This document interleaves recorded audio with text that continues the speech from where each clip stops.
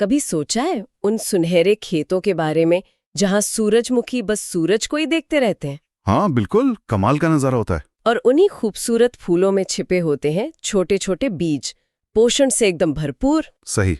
आज हम उन्हीं बीजों का सफर देखेंगे, कैसे उनसे वो सुनहरा हल्का सा तेल बनता है जिसे हम रोज इस्तेमाल करते हैं। हाँ, ये एक दिलचस्प प्रक्रिया है। इसमें प्रकृति और आजकल की टेक्नोलॉजी दोनों का हाथ है। और ये तेल, जिसे कई लोग लिक्विड गोल्ड या तरल सोना भी कहते हैं, क्यों इतना खास है? चलिए पता करते हैं। बिल्कुल। तो ये कहानी शुरू होती है खेतों से, कटाई से। कटाई मतलब इसका भी कोई खास टाइम होता होगा? हाँ बिल्कुल, सही समय पहचानना बहुत जरूरी है। जब फूल थोड़ा नीचे झुक जाते हैं ना, अच्छा।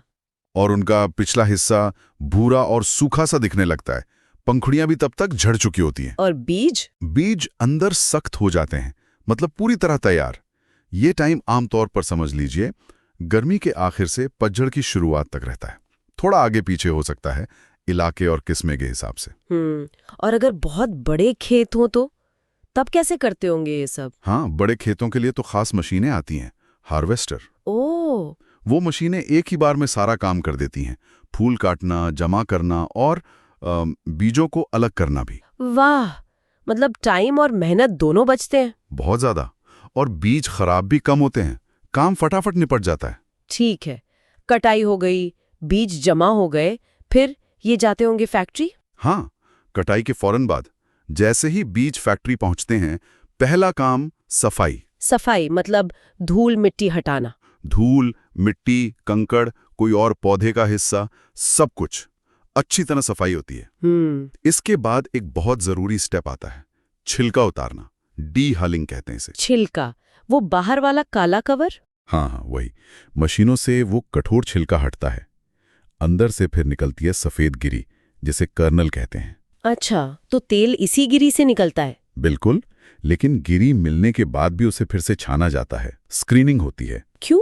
छिलका तो हट गया। हाँ, पर थोड़े बहुत टुकड़े रह जाते हैं कभी कभी, या कोई और बारीक गंदगी, तो उसे भी हटाना होता है। एकदम साफ गिरी चाहिए बढ़िया तेल के लिए। समझ गई। कुछ फैक्ट्री वाले इसके बाद गिरी को हल्का सा गर्म भी करते हैं। गरम क्यों? इससे ना तेल निकालने में थोड़ी आसानी होती है, मात्रा बढ़ जाती है, और स्वाद, पोषण भी बना रहता है। पर यह हमेशा करें जरूरी नहीं, ऑप्शनल है ये। लेकिन गरम करने से मतलब पोषक तत्व कम नहीं होते, जैसे विटामिन वगैरह? नहीं, तापमान बहुत ध्यान से कंट्रोल किया जाता है। बस इतना कि तेल आसानी से निकले, पर विटामिन ई जैसे जरूरी तत्व ज्यादा नष्ट ना हो। अच्छा, ठीक है। तो अब गिरी तैयार है, साफ, शायद थोड़ी गरम भी। अब तेल? हाँ, अब असली काम, तेल निकालना, प्रेसिंग। प्रेसिंग कैसे? इन तैयार गिरियों को बड़ी बड़ी प्रेसिंग मशीनों में डालते हैं। उनमें होते हैं शक्तिशाली रोलर्स या स्क्रू। वो बहुत ज्यादा दबाव डालते हैं गिरी पर, और उस दबाव से धीरे धीरे तेल रिसकर बाहर आता है। वही सुनहरा तेल? हाँ जी, वही पौष्टिक सुनहरा तेल। कमाल है। लेकिन तेल निकलने के बाद ये पक्का कैसे करते हैं कि ये अच्छी क्वालिटी का है, खाने लायक है? बहुत अच्छा सवाल। क्वालिटी तो सबसे जरूरी है। इसके लिए दो मुख्य तरह की जांच होती है।